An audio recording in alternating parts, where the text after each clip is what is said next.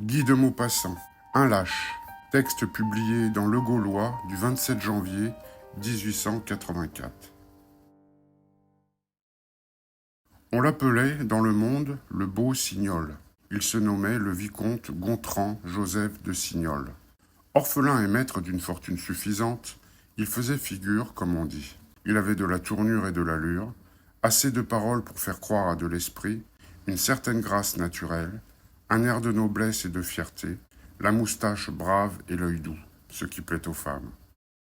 Il était demandé dans les salons, recherché par les valseuses, et il inspirait aux hommes cette inimitié souriante qu'on a pour les gens de figure énergique.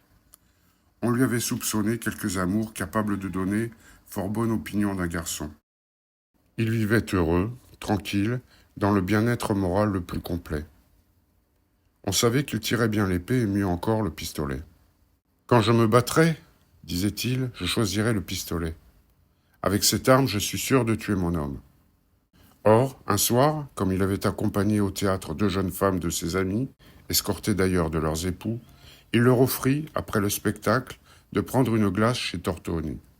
Ils étaient entrés depuis quelques minutes, quand il s'aperçut qu'un monsieur assis à une table voisine regardait avec obstination une de ses voisines. Elle semblait gênée, inquiète, baissait la tête. Enfin, elle dit à son mari, « Voici un homme qui me dévisage. Moi, je ne le connais pas. Le connais-tu » Le mari, qui n'avait rien vu, leva les yeux mais déclara, « Non, pas du tout. » La jeune femme reprit, moitié souriante, moitié fâchée. « C'est fort gênant. Cet individu me gâte ma glace. » Le mari haussa les épaules. « Bah, n'y fais pas attention. S'il fallait s'occuper de tous les insolents qu'on rencontre, on n'en finirait pas. » Mais le vicomte s'était levé brusquement. Il ne pouvait admettre que cet inconnu gâtât une glace qu'il avait offerte. C'était à lui que l'injure s'adressait, puisque c'était par lui et pour lui que ses amis étaient entrés dans ce café. L'affaire donc ne regardait que lui. Il s'avança vers l'homme et lui dit « Vous avez, monsieur, une manière de regarder ces dames que je ne puis tolérer.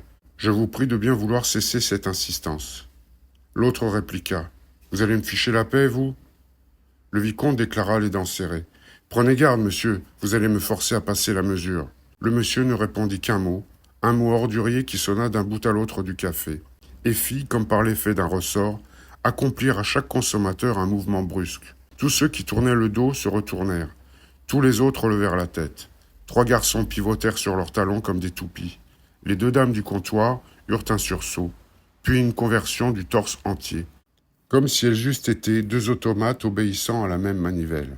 Un grand silence s'était fait, puis tout à coup, un bruit sec claqua dans l'air. Le vicomte avait giflé son adversaire. Tout le monde se leva pour s'interposer. Des cartes furent échangées. Quand le vicomte fut rentré chez lui, il marcha pendant quelques minutes à grands pas vifs, à travers sa chambre. Il était trop agité pour réfléchir à rien. Une seule idée planait sur son esprit. Un duel. Sans que cette idée éveillât encore en lui une émotion quelconque. Il avait fait ce qu'il devait faire, il s'était montré ce qu'il devait être.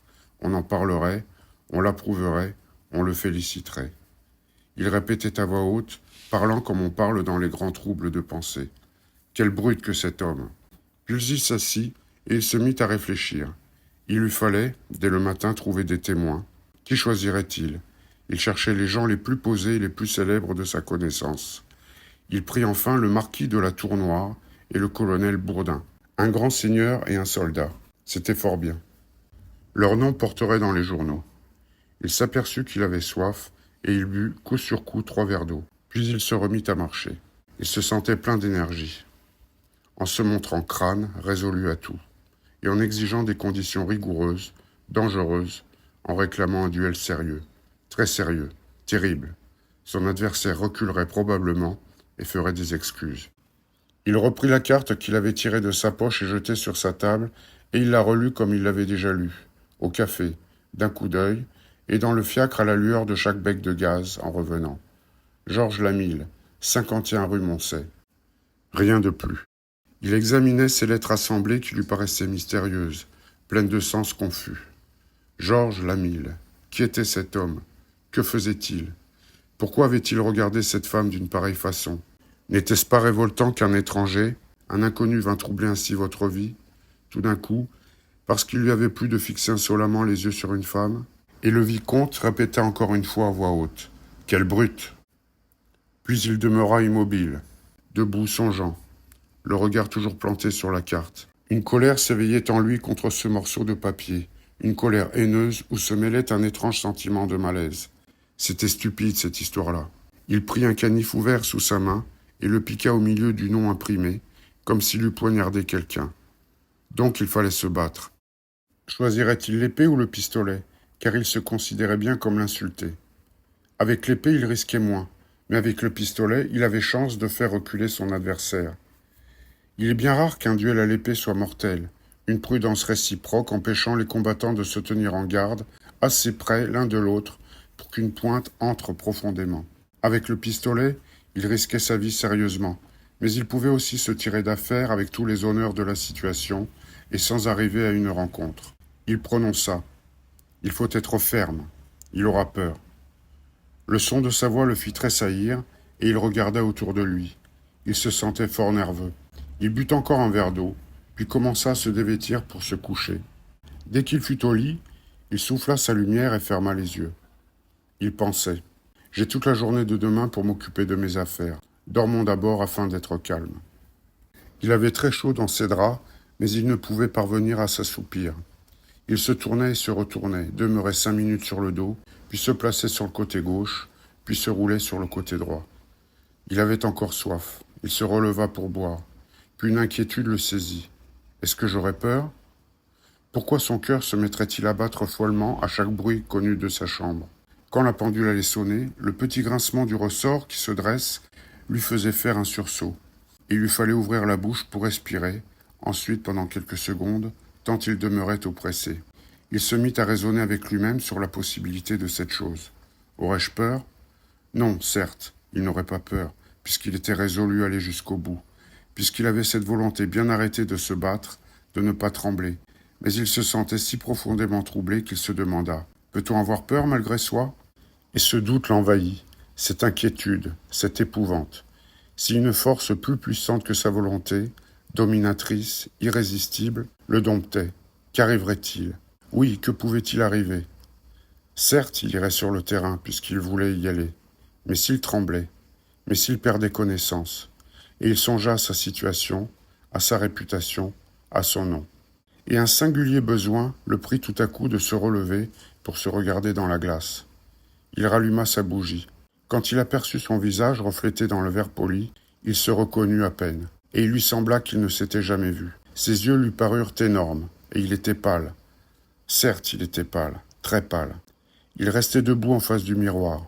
Il tira la langue, comme pour constater l'état de sa santé, et tout d'un coup cette pensée entra en lui à la façon d'une balle. Après-demain, à cette heure-ci, je serai peut-être mort. Et son cœur se remit à battre furieusement. Après-demain, à cette heure-ci, je serai peut-être mort. Cette personne en face de moi, ce moi que je vois dans cette glace ne sera plus. Comment ?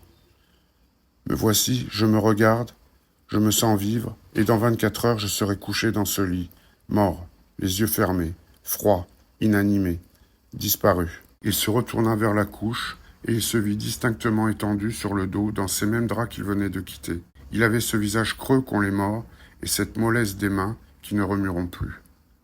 Alors il eut peur de son lit, et, pour ne plus le regarder, il passa dans son fumoir. Il prit machinalement un cigare, l'alluma et se remit à marcher. Il avait froid, et il alla vers la sonnette pour réveiller son valet de chambre. Mais il s'arrêta, la main levée vers le cordon. Cet homme va s'apercevoir que j'ai peur. Et il ne sonna pas. Il fit du feu. Ses mains tremblaient un peu, d'un frémissement nerveux quand elles touchaient les objets. Sa tête s'égarait. Ses pensées troubles devenaient fuyantes, brusques, douloureuses. Une ivresse envahissait son esprit comme s'il eût bu. Et sans cesse il se demandait « Que vais-je faire ? Que vais-je devenir ?» Tout son corps vibrait, parcouru de tressaillements saccadés. Il se releva et, s'approchant de la fenêtre, ouvrit les rideaux. Le jour venait, un jour d'été. Le ciel rose faisait rose la ville, les toits et les murs. Une grande tombée de lumière tendue, pareille à une caresse du soleil levant, enveloppait le monde réveillé. Et, avec cette lueur, un espoir gai, rapide, brutal, envahit le cœur du vicomte. Était-il fou de s'être laissé ainsi terrasser par la crainte, avant même que rien fût décidé, avant que ses témoins eussent vu ceux de ce Georges Lamille, avant qu'il sût encore s'il allait seulement se battre. Il fit sa toilette, s'habilla et sortit d'un pas ferme. Il se répétait tout en marchant. Il faut que je sois énergique, très énergique. Il faut que je prouve que je n'ai pas peur. Ses témoins, le marquis et le colonel, se mirent à sa disposition, et après lui avoir serré énergiquement les mains, discutèrent les conditions. Le colonel demanda « Voulez-vous un duel sérieux ?» Le vicomte répondit « Très sérieux ». Le marquis reprit « Vous tenez au pistolet ?»« Oui. »« Nous laissez-vous libre de régler le reste ?» Le vicomte articula d'une voix sèche saccadée. 20 pas au commandement en levant l'arme au lieu de la baisser. Échange de balles jusqu'à blessure grave. Le colonel déclara d'un ton satisfait. Ce sont des conditions excellentes. Vous tirez bien, toutes les chances sont pour vous. Et ils partirent. Le vicomte rentra chez lui pour les attendre. Son agitation apaisée, un moment, grandissait, maintenant de minute en minute. Il se sentait le long des bras, le long des jambes, dans la poitrine, une sorte de frémissement, de vibration continue. Il ne pouvait tenir en place, ni assis, ni debout. Il n'avait plus dans la bouche une apparence de salive, et il faisait à tout instant un mouvement bruyant de la langue, comme pour la décoller de son palais. Il voulut déjeuner, mais il ne put manger.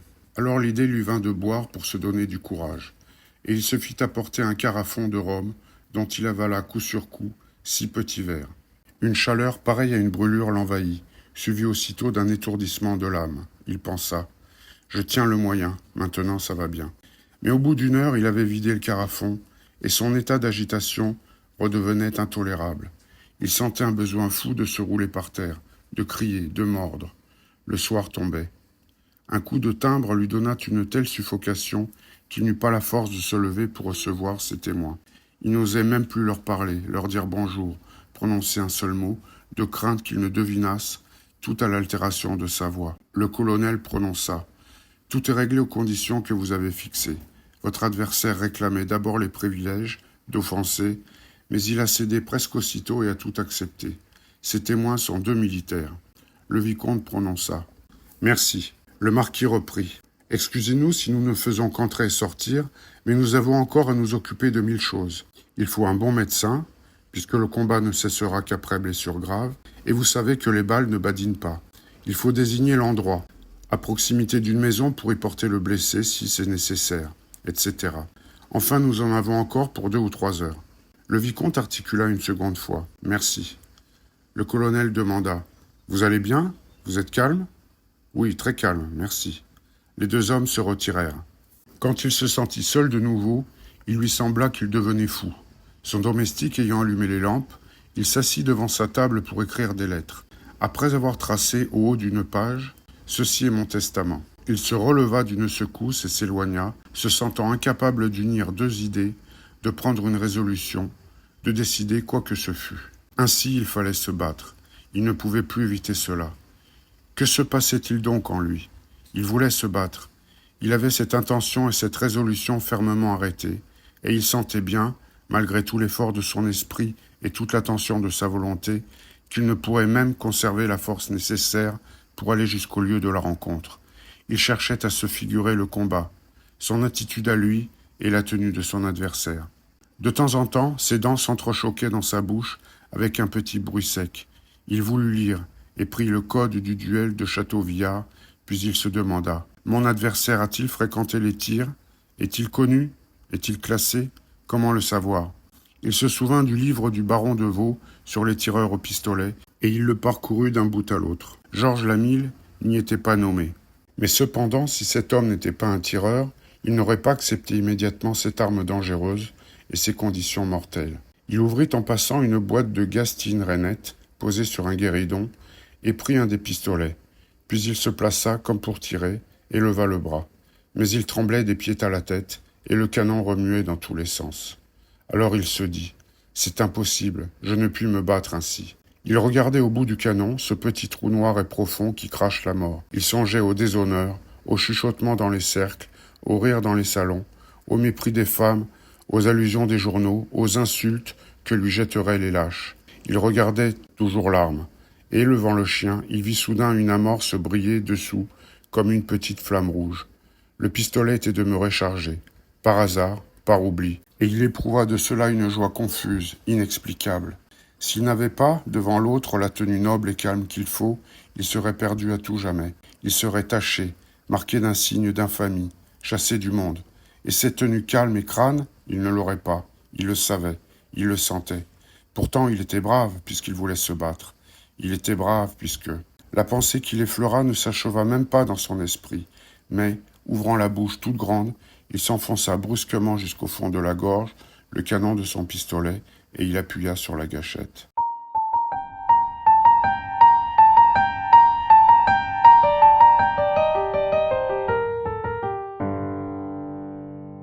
Quand son valet de chambre accourut, attiré par la détonation, il le trouva mort, sur le dos. Un jet de sang avait éclaboussé le papier blanc sur la table et faisait une grande tache rouge au-dessous de ces 4 mots. Ceci est mon testament. 27 janvier 1884.